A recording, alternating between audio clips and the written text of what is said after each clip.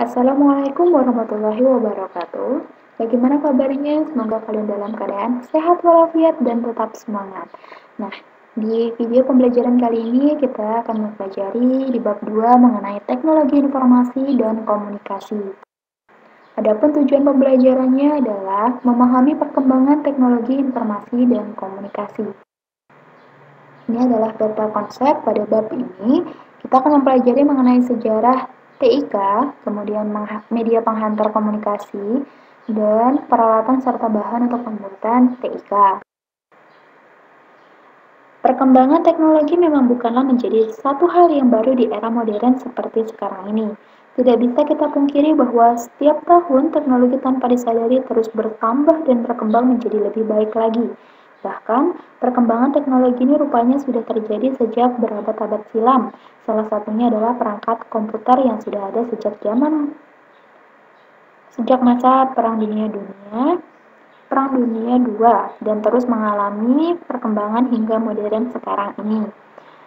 Perkembangan teknologi informasi dan komunikasi yang begitu cepat menunjukkan bahwa industri teknologi informasi dan komunikasi dunia sekarang sudah benar-benar ke arah mobilitas yang sudah sangat kompleks, menembus batasan ruang dan waktu. Oleh karena itu, kita perlu memahami akan keberadaan berbagai peralatan teknologi informasi dan komunikasi agar dapat dipergunakan untuk membangun potensi diri kita masing-masing.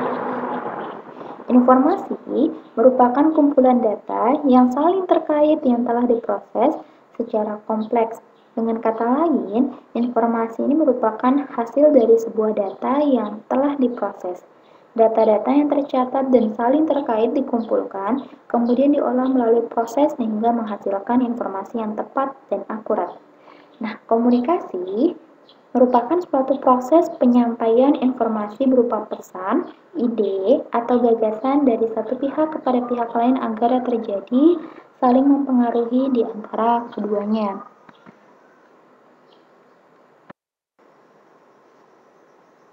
Ada dua jenis komunikasi, yaitu komunikasi verbal dan non-verbal. Komunikasi verbal ini adalah komunikasi yang menggunakan kata-kata, baik berupa lisan atau tulisan. Sedangkan komunikasi non-verbal adalah pengganti ataupun pendukung dari komunikasi verbal. Contohnya adalah gerakan badan yang menunjukkan sikap tertentu, misalnya tersenyum, menggelengkan kepala, atau mengangkat bahu. Perkembangan teknologi komunikasi ini mengikuti sejarah yang panjang, sehingga kita mengenal teknologi komunikasi tradisional yang bercirikan langsung dan menggunakan simbol-simbol yang disepakati secara lokal, dan modern yang bercirikan tidak langsung serta memiliki jangkauan luas bahkan global. TIK tradisional atau teknologi informasi dan komunikasi tradisional. Jadi perangkat jenis ini masih digunakan karena dapat dilakukan oleh siapa saja. Harganya pun cukup murah dan pembuatannya pun mudah. Media komunikasi tradisional yang umum kita kenali diantaranya ada wayang, kemudian kentongan, dan burung merpati. Kemudian, teknologi informasi dan komunikasi modern ini mengalami banyak perkembangan sejak zaman manusia purba yang pada akhirnya sampai pada masa era komunikasi modern seperti yang marak digunakan masyarakat, yakni komunikasi interaktif. Jadi, definisi komunikasi interaktif ini adalah penyampaian pesan dari sumber pesan kepada penerima pesan melalui media tertentu, serta penerima pesan mampu memberikan umpan balik secara langsung. Nah, dengan umpan balik ini yang diberikan secara langsung, maka akan terjadi interaksi antara pemberi dan penerima pesan. Kemudian, media penghantar komunikasi. Media penghantar komunikasi adalah seperangkat alat, media, atau bahan yang memungkinkan terjadinya komunikasi. Ada dua jenisnya, yakni media komunikasi masa kuno dan media komunikasi modern. Yang pertama, kita akan mempelajari media komunikasi masa kuno. Contohnya, ada lonceng. Lonceng ini berfungsi sebagai alat komunikasi berupa instruksi atau pesan penting di sekolah atau di rumah ibadah. Kemudian yang kedua, ada daun lontar. Daun lontar ini berfungsi sebagai media atau sarana dalam menulis surat atau pesan kepada orang lain sebelum mengenal adanya kertas. Kemudian yang ketiga ada trompet. Trompet ini berfungsi sebagai media penyampai informasi kepada masyarakat jika ada pesan penting.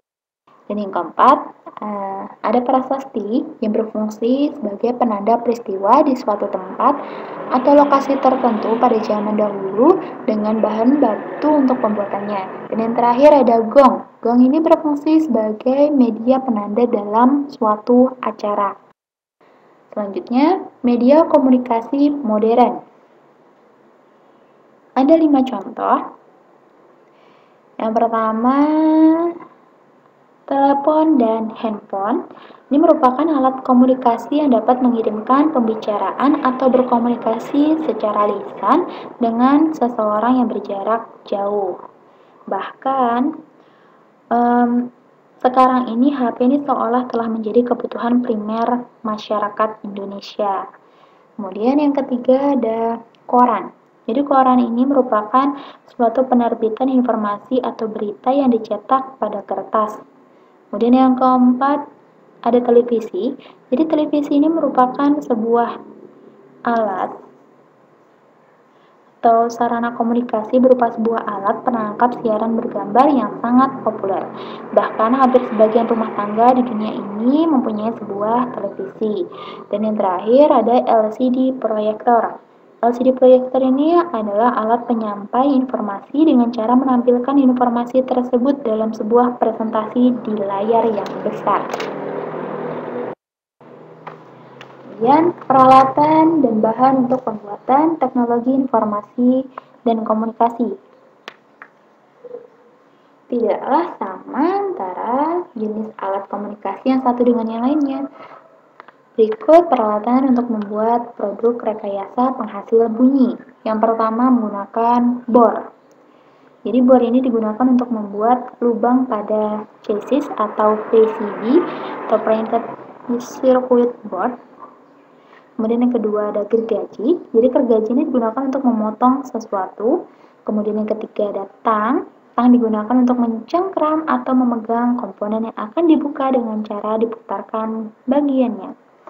Kemudian yang keempat, menggunakan palu. Palu digunakan untuk memberikan tumbukan kepada benda. Kemudian yang kelima, menggunakan gunting seng. Gunting seng untuk memotong benda kerja atau logam tipis yang berupa plat, seng, dan lain-lain. Kemudian yang keenam, menggunakan ketam. Ini pada proses pengerjaan kayu. Kemudian yang ketujuh atau yang terakhir, menggunakan obeng. Jadi obeng digunakan untuk melepas pengikat seperti skrup atau baut dari komponen-komponen kendaraan seperti lampu, kepala, atau pelindung radiator. Demikian penjelasan yang dapat saya sampaikan, semoga dapat dipahami dan dapat bermanfaat. Tetap belajar di rumah dan jaga kesehatan. Wassalamualaikum warahmatullahi wabarakatuh.